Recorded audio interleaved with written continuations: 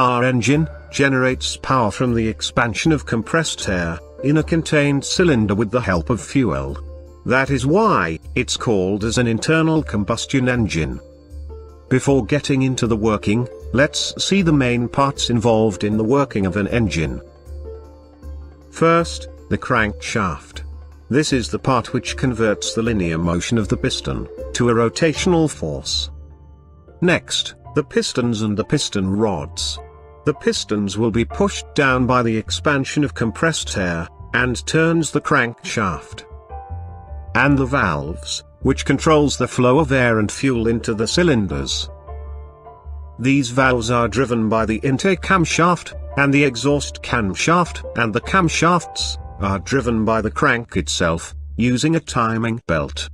There will be idler pulleys, and a tensioner pulley, to hold the belt tight in place. This here is the internal structure of a 4-stroke, inline 4-cylinder, DOHC engine, which is commonly found in most hatchback and sedan cars. A 4-stroke engine should pass through 4 different strokes to complete one cycle to produce power. They are intake, compression, power, and exhaust stroke. The crank-to-camshaft ratio is 2:1, which means it will take 2 crank revolutions to complete 1 camshaft revolution. And the camshafts are designed in a responsive manner, to open or close based on the corresponding strokes of each cylinder. Let's take a look at a single cylinder, and see how a 4-stroke engine works in detail.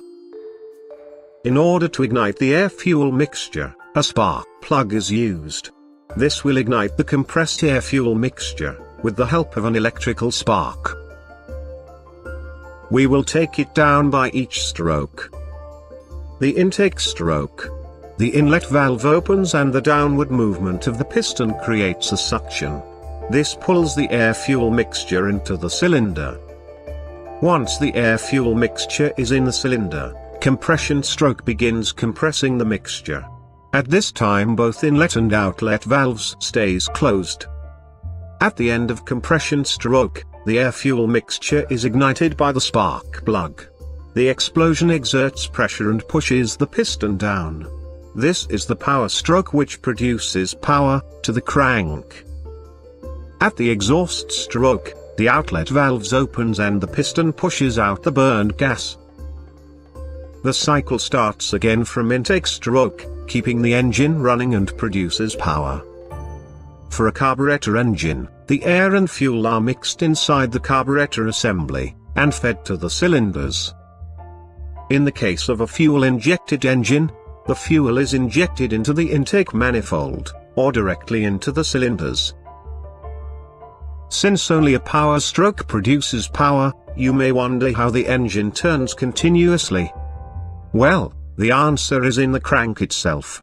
The flywheel and the crank counterweights provides momentum, which keeps the crankshaft from stopping immediately.